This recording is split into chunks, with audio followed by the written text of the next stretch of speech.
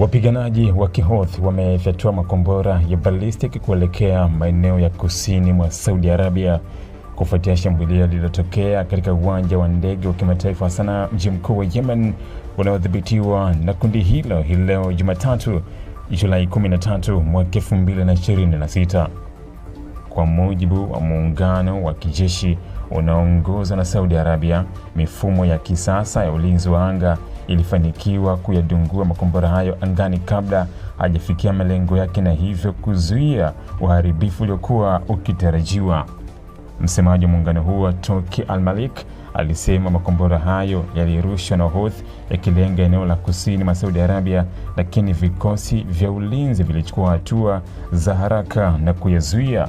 Alisema kitendo hicho kinaonyesha kuwa Wahouthi wanaendelea kutumia makombora ya masafa marefu dhidi ya maeneo ya Saudi Arabia, jambo ambalo linatishia usalama wa raia pamoja na uthabiti wa eneo la Mashariki ya Kati. Shambulio hilo limefuatia tukio la awali katika uwanja wa ndege wa kimataifa Sanaa. Yemen inayotambuliwa kimataifa ilisema lengo la shambulio hilo lilikuwa ni kuzuia ndege ya Iran kutua katika uwanja huo. Serikali hiyo ilidai kwa ndege hiyo ilikuwa ikielekea katika eneo linalodhibitiwa na Houthi na kwamba kulikuwa na wasiwasi kuhusu aina ya mizigo au vifaa ilivyokuwa imebeba, ingawa haikutoa ushahidi wa madai hayo. Kwa upande wa Houthi, walikanusha maelezo hayo na kusisitiza kuwa ndege ya Iran ilifanikiwa kutoa salama licha ya mashambulizi yaliyofanyika.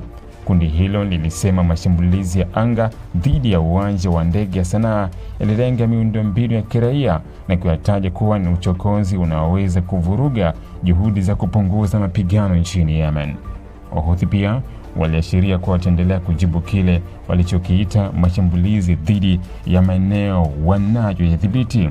Mvutano huo umeongeza hofu ya kurejea kwa mapigano makubwa kati ya Wahouthi na muungano unaoongozwa na Saudi Arabia baada ya kipindi cha utulivu wa kiasi kilichoshuhudiwa katika baadhi ya maeneo ya Yemen. Kwa miaka mingi, vita hivyo vimesababisha maelfu ya vifo, mamilioni ya watu kuyahama makazi yao na kuzua moja ya migogoro mikubwa zaidi ya kibinadamu duniani. Iran imekuwa ikitumiwa mara kwa mara na Saudi Arabia pamoja na washirika wake kwa kuwapa Wahouthi silaha, makombora, ndege zisizo na rubani na mafunzo ya kijeshi. Tehran imekuwa ikikanusha madai hayo, ikisema kuwa inaunga mkono Wahouthi kisiasa, kidiplomasia, huku ikipinga tuhuma za kupatia silaha moja kwa moja. Mashambulizi ya makombora kuelekea Saudi Arabia yanaweza kuongeza hatari ya kuongezeka kwa operesheni za kijeshi katika mipaka ya Yemen na Saudi Arabia. Wachambuzi wanaonya kuwa kila shambulio jipya linaongeza uwezekano wa hatua ya kulipiza kisasi kutoka upande zote, jambo ambalo linaweza kuathiri usalama wa njia za anga, biashara na shughuli za kibinadamu katika eneo hilo.